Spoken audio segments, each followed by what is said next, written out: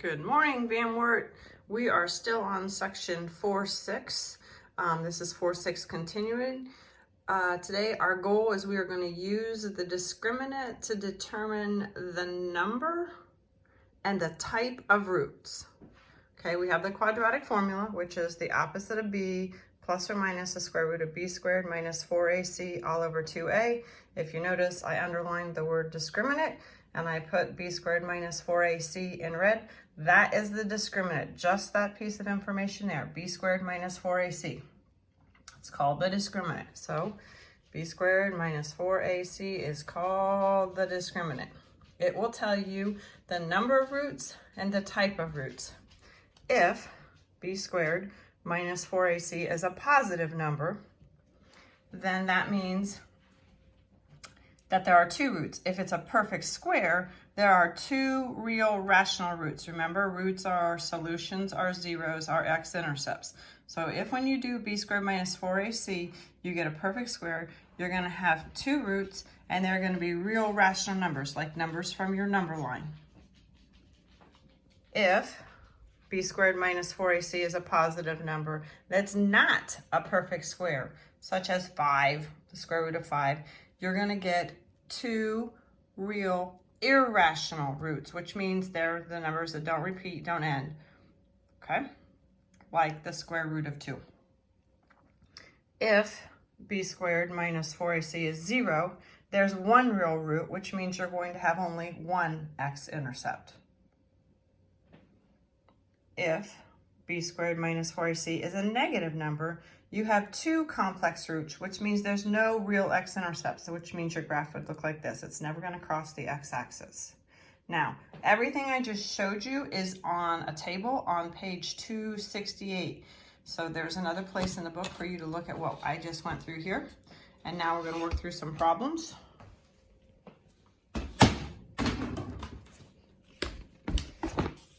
Two types of homework problems. The first one, the directions will say, find the discriminant and describe the number and types of roots.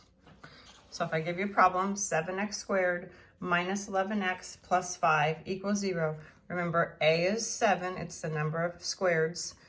B is negative 11, it's the number of x's. C would be 5. So we're just doing b squared minus 4ac.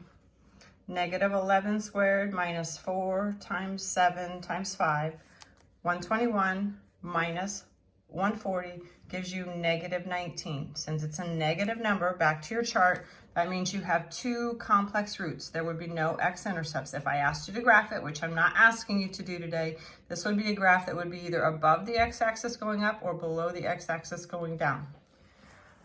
Next problem, x squared plus 22x plus 121. A is your number of x squareds, it's 1. B is your number of x's, it's 22. C is your constant, 121. The discriminant, b squared minus 4ac. 22 squared minus 4 times your a, which is 1, times your c, which is 121. I didn't close my parenthesis there. And you get 484 minus 484, which gives you 0. Which means you have one real root, which if you were to graph it would mean that it's just going to be tangent to the x-axis. So the first type of problem you're going to do for homework is going to be to just find the discriminant, b squared minus 4ac, and describe the number and types of roots. The second type of problem you're going to do for homework, it's going to have three parts to it. You're going to find the discriminant, you're going to describe the number and the types of roots, and you're going to find the exact roots using the quadratic formula. So here's our problem. X squared minus 6x equals negative 10. Be careful, it's got to be in standard form. That negative 10 needs to come to the other side by adding 10 to both sides. So you have x squared minus 6x plus 10 equals 0. Always tell me what your a, b, and c are. A is your number of x squareds, it's 1. B is your number of x's, it's negative 6. C is positive 10 because we had to bring that 10 over to the other side. So the first thing we're going to do is find the discriminant. Negative 6 squared minus 4 times 1 times 10 gives me positive 36 minus 40, which gives me negative 4. Your discriminant is a negative number. So describing your type and your number of roots, since it's a negative number, that means you have two complex roots. If we were to graph it, that means no x-intercepts. Now we got to go to the third part, which is to find the exact roots using the quadratic formula. So now we're using the whole formula, the opposite of b plus or minus the square root of b squared minus 4ac all over 2a. It's going to be 6 plus or minus the square root of negative 6 squared minus 4 times 1 times 10, all divided by 2. We already know the discriminant is negative 4, but we've got the work all shown there again. So we've got 6 plus or minus the square root of negative 4 over 2. And we know that this is the same thing as negative 1 square root of negative 1, which is the same thing as the square root of I squared times the square root of 4, which will give me 6 plus or minus 2i over 2. That's the answer, but remember that can be simplified by breaking it into two fractions, 6 over 2, which is 3, plus or minus 2i over 2, which is I. Okay, so remember on the third part, if you're having to find the exact roots, you're going to take it to here. You don't need to change them. If they work out to be decimal numbers, just leave them as the parts.